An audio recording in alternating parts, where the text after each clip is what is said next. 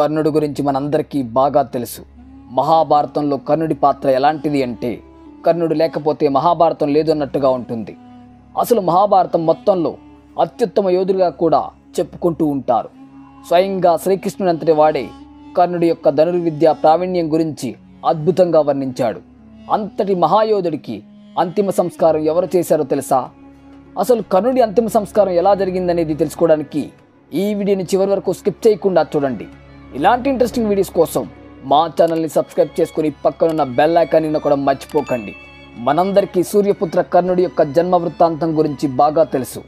కానీ మీలో చాలామందికి కర్ణుడి యొక్క అంతిమ సంస్కారం ఎవరి చేతుల మీదుగా జరిగిందని హృదయ విదారక సంఘటన గురించి తెలిసి ఉండకపోవచ్చు. సో పదండి దీని గురించి వివరంగా తెలుసుకుందాం. కర్ణుడి యొక్క తల్లి కుంతీదేవి, మరి తండ్రి సూర్యభగవానుడు. అయితే కుంతీదేవి కర్ణుడిని వరదాన రూపంలో స్వయంగా సూర్యభగవాను నుంచి పొందింది. కానీ అప్పుడే పుట్టిన ఆ పసికందును సమాజం గురించి భయపడి అనాథగా నీళ్ళల్లో వదిలేసి వెళ్తుంది. ప్రపంచానికి వెలుగునిచ్చే సూర్యుడు అతన్ని అంధకారంలో వదిలేశాడు. సూర్యపుత్రుడైనప్పటికీ కర్ణుడు క్షత్రియ వంశంలో పుట్టినా కూడా సూతపుత్రుడుగానే పిలువబడ్డాడు. విద్య నేర్పిన గురువు నిజమేంటో తెలుసుకోకుండా పరమ కిరాతకంగా శాపగ్రస్తుడిని చేశాడు. దాతృత్వాన్ని ఆసరాగా తీసుకొని దేవేంద్రుడు శక్తిని హరించాడు. ఓపికకి మారుపేరు అయిన భూదేవి తన ఓరిమిని విడిచి శపించింది. ఆ శాపం వల్ల రథం భూమిలోకి దిగిపోయి బాధపడుతున్న సమయంలో సొంత తమ్ముడే దయలేకుండా యుద్ధ నియమాలు విడిచి నిరాయుధుడైన కర్ణుడిని కర్కాటకంగా వధించాడు. బ్రతికున్నన్నాళ్ళు కనీసం కొడుకు నలుగురిలో అవమానానికి గురవుతున్నప్పుడు కూడా మనసులో మాట బయట పెట్టలేని తల్లి చివరికి శవంగా మారిన తర్వాత తల్లడిల్లి రోధిస్తూ వచ్చింది. అప్పుడు పంచ పాండవుల ముందు నిజాన్ని బయటపెట్టినా ఉపయోగం లేకుండా పోయింది. అది విన్న పంచ పాండవులు బోరున విలపించడం మొదలుపెట్టారు. ఎంత ఏడ్చినా తిరిగి రాడు అని తెలిసిన ధర్మరాజు సొంత అన్నని వధించిన పాపం మూట కట్టుకున్నామని కుమిలిపోయాడు. బ్రతికున్నన్నాళ్ళు శత్రువుగా చూసిన కర్ణుడికి పాండవులలో ఒకడైన ధర్మరాజు అంతిమ సంస్కారం చేస్తానని ముందుకొచ్చాడు.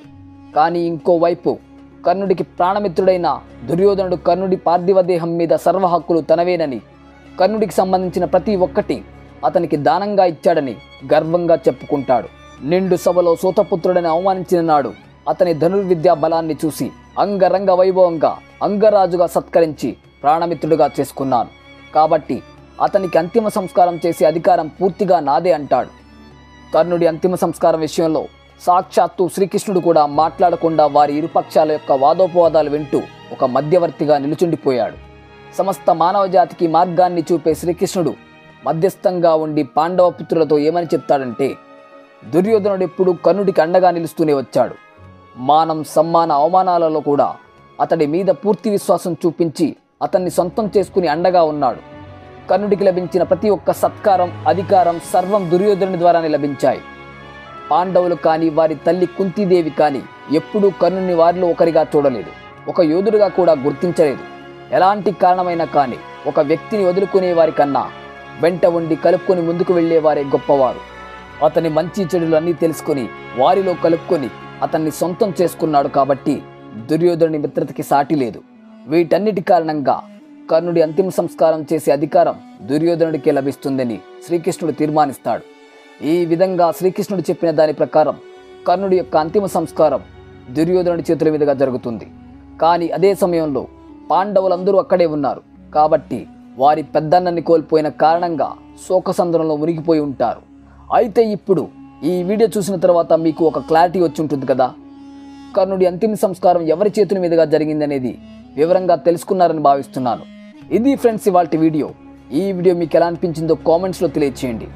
ఇలాంటి ఇంట్రెస్టింగ్ వీడియోస్ కోసం మా ఛానల్ని సబ్స్క్రైబ్ చేసుకుని పక్కనున్న బెల్ ఐకాన్ని నొక్కడం మర్చిపోకండి. నెక్స్ట్ వీడియోలో కలుద్దాం. Thanks for watching.